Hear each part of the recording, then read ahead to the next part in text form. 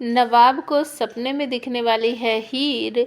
हीर और पम्मी की होने वाली है लड़ाई और नवाब बदला लेने वाला है हीर से, बनाने वाला है उसको अपनी नौकरानी। Hi everyone, welcome back to my channel. तो जुड़े जल्दी सीरियल के आज के एपिसोड में आप सबको देखने को मिलने वाला है कि नवाब अपने घर पर ही है और जब वो देखता है कि हीर के साथ सभी लोग चीख चिल्ला रहे हैं और गुलाब जब दिलीप को मजबूर कर देती है कि तुम अभी के अभी फ़ोन करोगे और इसकी जो फ़ीस वगैरह है वो तुम नहीं पे करोगे, आगे ये बोलोगे, तो दिलीप मजबूर हो जाता है। कॉलेज में तुरंत ही फ़ोन करके कह देता है कि आगे से मैं हीर का गार्डियन नहीं हूँ और मैं उसकी कोई फ़ीस वगैरह अब आगे पे नहीं कर पाऊँगा।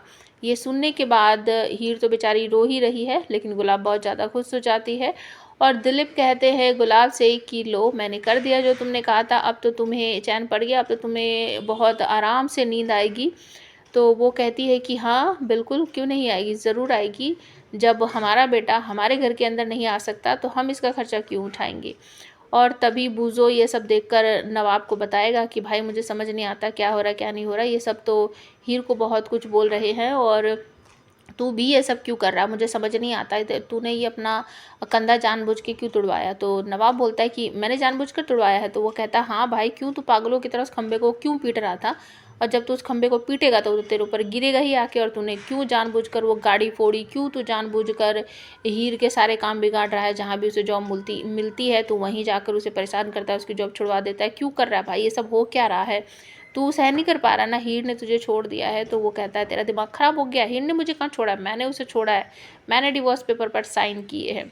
उसके बाद हीर ये सब देखने के बाद काफ़ी परेशान है और वो अपने दूसरी जॉब पाने की कोशिश कर रही है और उसको एक जॉब मिल भी जाएगी और फिर वो अपने मम्मी और अपनी जो बहन है उसको लेने जाएगी, एक किराया पर कमरा भी ले लेगी, अपनी माँ को वहाँ पर वेलकम वगैरह करेगी और उसके बाद रोने लगेगी, अपनी माँ को बताएगी कि उस पूछेगी कि क्या हुआ क्या हुआ। तो वो बोलेगी कि नवाब बहुत बेकार हो गया, मुझे उससे कुछ लेना देना नहीं है, अब मुझे कोई फ़र्क नहीं पड़ता चाहे कुछ भी हो जाए।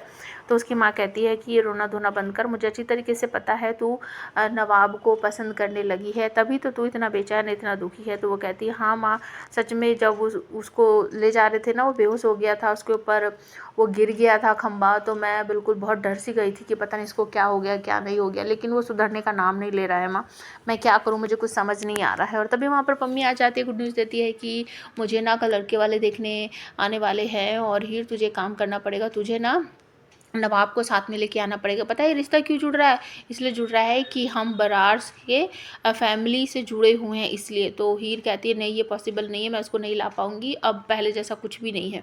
तो दोनों में थोड़ी सी हाथापाई हो जाती है, लड़ाई झगड़ा हो जाती है दोनों बहनों में, मतलब कि पम्मी और हीर में, वो दोनों एक दूसरे को मारने लगती है। तो हीर की माँ दोनों को अलग करवाएगी और कहेगी क्या तुम इतनी बड़ी हो गई है फिर भी बच्चों की तरह लड़ रही हो।